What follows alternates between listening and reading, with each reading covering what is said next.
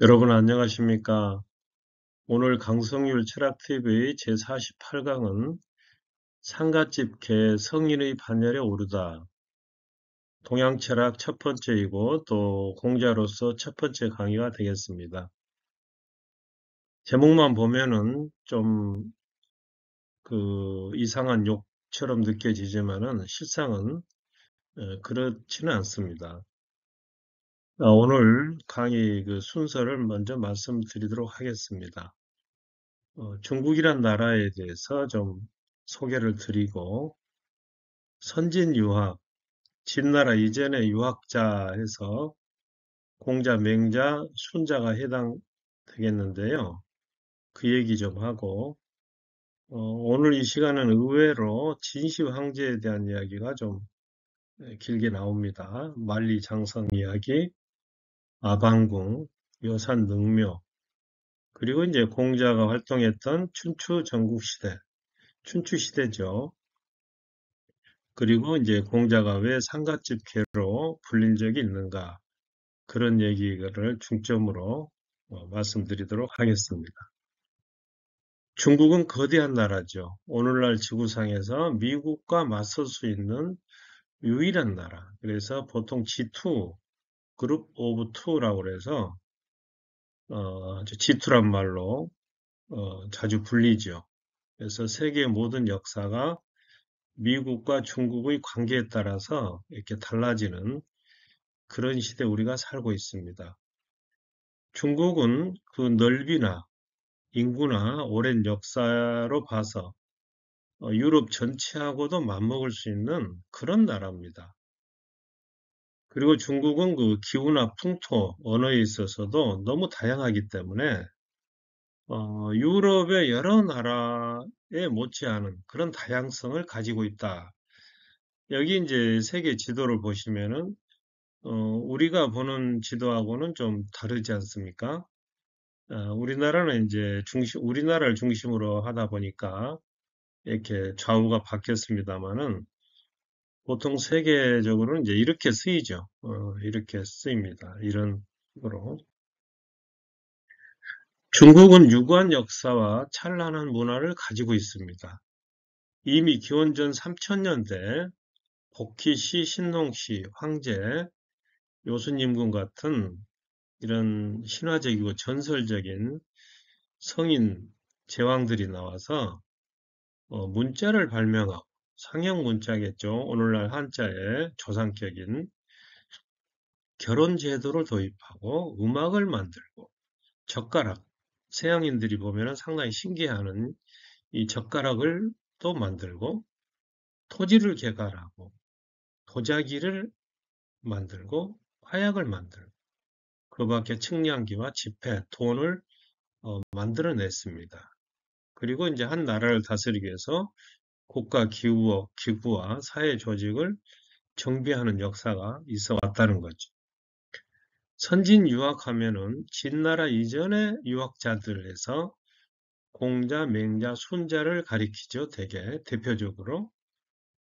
그 역사를 살펴보자면 중국의 역사죠. 기원전 1200년경에 주나라 왕조가 세워졌습니다. 아마 우리나라로 보면은 고조선의 역사가 아닐까 싶습니다만은, 그러다가 이제 몇백 년 동안 이렇게 이어오던 이 주 왕조가 그 나라를 지탱했던 봉건 제도가 흔들리기 시작했습니다.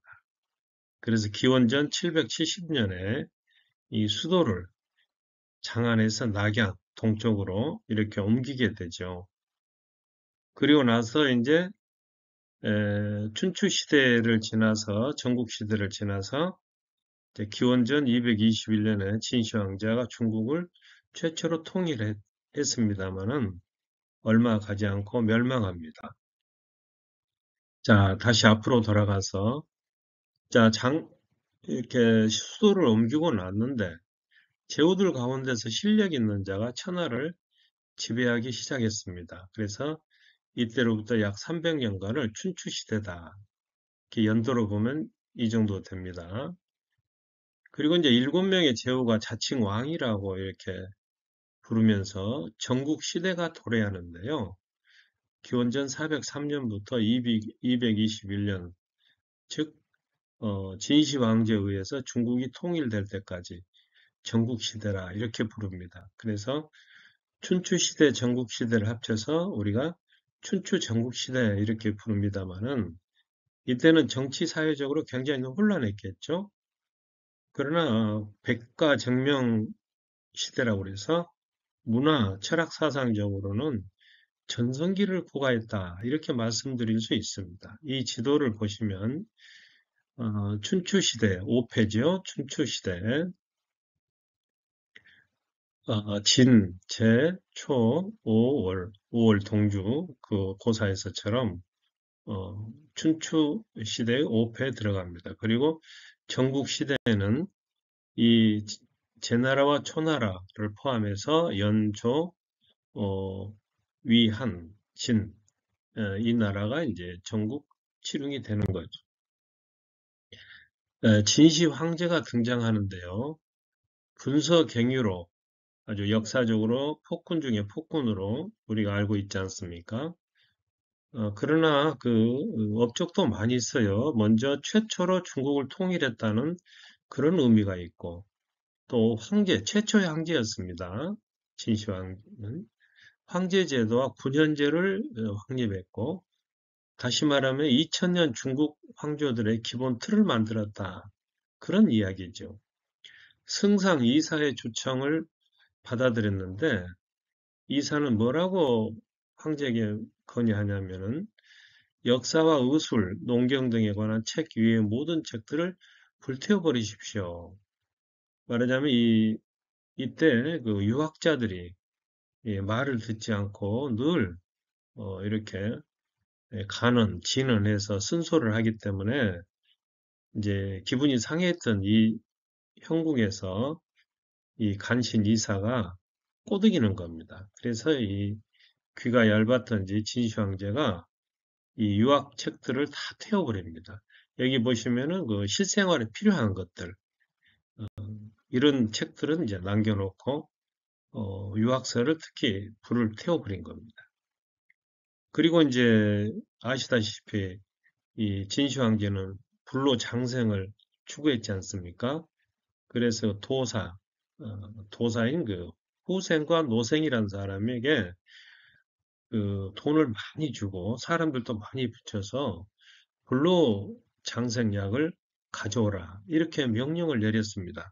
그러나 이 세상에 그런 약이 어디 있겠습니까?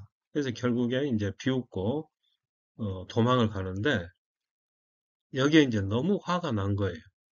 그래서 460명의 학자들을 구덩이에 놓고 생매장을 시켜버립니다. 이것이 그 갱유, 유학자를 묻었다.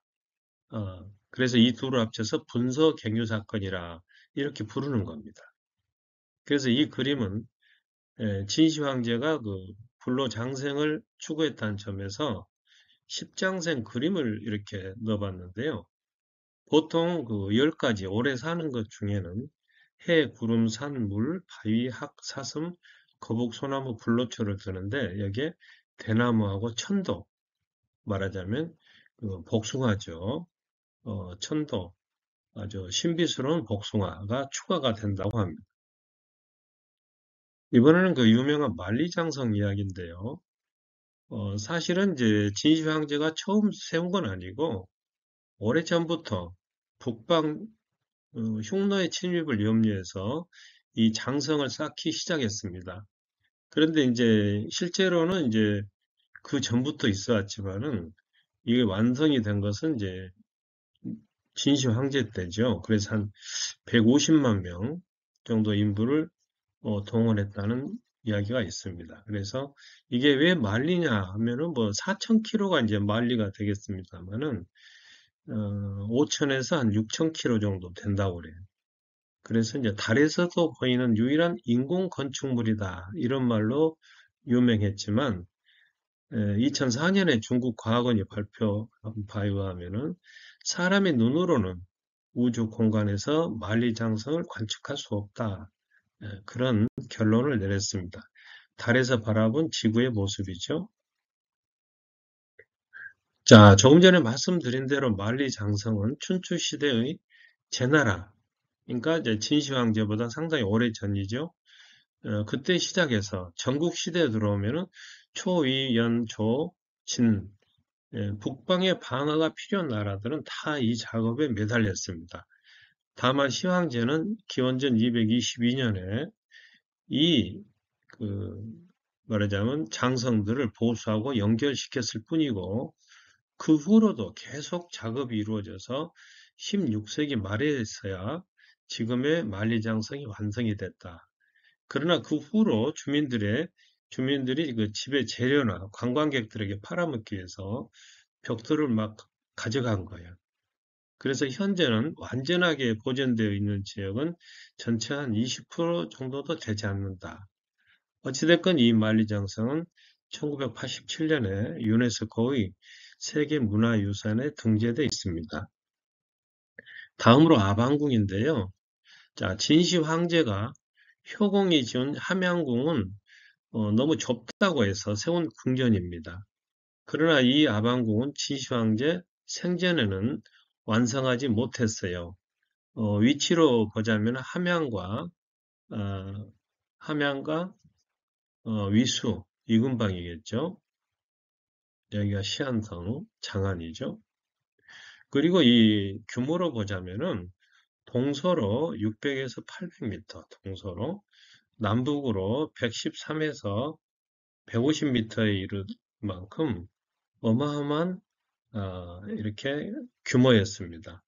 동원된 인력을 뭐 여기서는 70만 명으로 나오고 어디서는 또 150만 명으로도 나오고 그렇습니다만은 어찌됐거나 이 아방궁을 짓기 위해서 민가 8만 호를 이주시키고 그러니까 궁전 자체가 수백 채였다고 그래요. 그리고 여기에다가 이제 진시 황제가 정복한 다른 여섯 나라에서 데려온 비빈들하고 진나라의 미인들을 배치해 놓고 미를 겨루게 했다는 것. 그래서 우리가 이제 아시다시피 아방궁은 그 사치수름에 대해서 요즘에도 그렇습니다만은 당시에도 아마 비판이 있었던 것 같아요.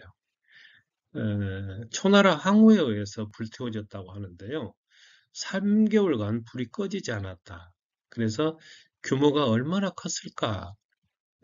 그런 이야기가 있습니다만은 이제 2003년에 나온 설에 의하면은 항우에 의해서 불탄 것은 실제로 함양궁이고 아방궁은 불타지 않았다. 그런 설이 있다는 겁니다. 유적은 현재 섬서성 서안시 서쪽 13km 있는 아방촌에 남아 있고요. 고대 건축의 보고로서 1961년에 중국에서 전국 중점 문물 보호 단위로 지정되어 있습니다. 현재는 그 유적 부근에 아방궁을 재현한 일종의 테마파크가 만들어져서 관광객들이 찾는다고 합니다.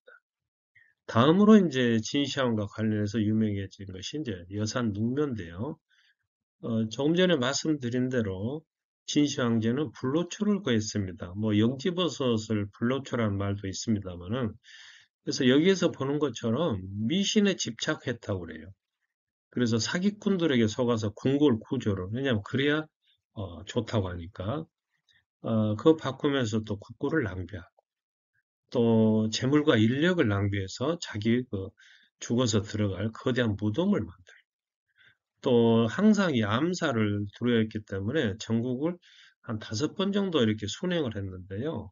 그걸 두려워서 이 수레를 5개, 똑같은 수레를 만들어서 끌고 다녔다고 합니다. 또 수은을 불로 불사약인 줄 알고 먹어서 오히려 어, 그 생명까지 단축시키고 만 거죠. 수은이죠. 그리고 이제 진시황제가 이렇게 순행했을 때 그 모습, 여산능묘입니다. 이때 이제 전국 남성의 절반 이상인 70만 명을 동원해서 여산 전체 위치가 이 정도 됩니다.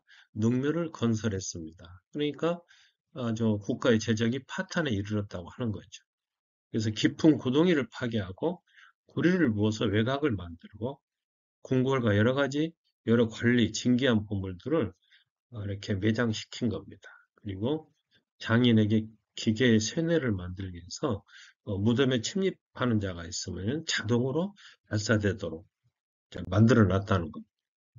그리고 주변에 이제 수은을 이렇게 둘러쌌다고 하는데 실제로 이 낭설인가 이렇게 싶었는데 실제로 그 봉토 근방의 수은 함유량이 인근 보통 지역보다 7배 이상으로 검출이 된 거예요.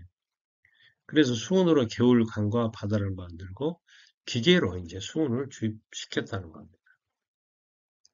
그리고 이제 장례 절차 다 끝나고 나서 모든 통로와 문들을 폐쇄해서 그 안에서 이제 그 장인과 노예들을 죽게 했다. 왜? 비밀이 새어나가면 안 되니까. 근데 이것은 이제 다소 과장됐다는 설이 있고요. 그리고 여기서 보시다시피 이제 작업을 다 마친 후에 풀과 나무를 심어서 마치 산처럼, 거대한 산처럼 조성을 한 겁니다. 그러니까 오랫동안 발견이 안 된 거죠. 그러나 이 능묘 역시 완성되지 못한 채 진시 황제가 죽고 맙니다. 그래서 그의 그 우둔한 아들 2세 황진 호해가 등극해서 진시 황의 후궁과 그 자녀 인부들을 순장시키고 말하자면 그 경적이 될 만한 그 친척 일가 가운데 공자들은 참수하고 공녀들은 사지를 찢어 주겠다. 이게 드라마에 나오는 그 호해의 얼굴입니다. 1974년에 우물을 파던 중에 테라코타 모양, 이 병마용, 이 모형이 8,000점이 발견이 됐습니다. 이 능묘죠.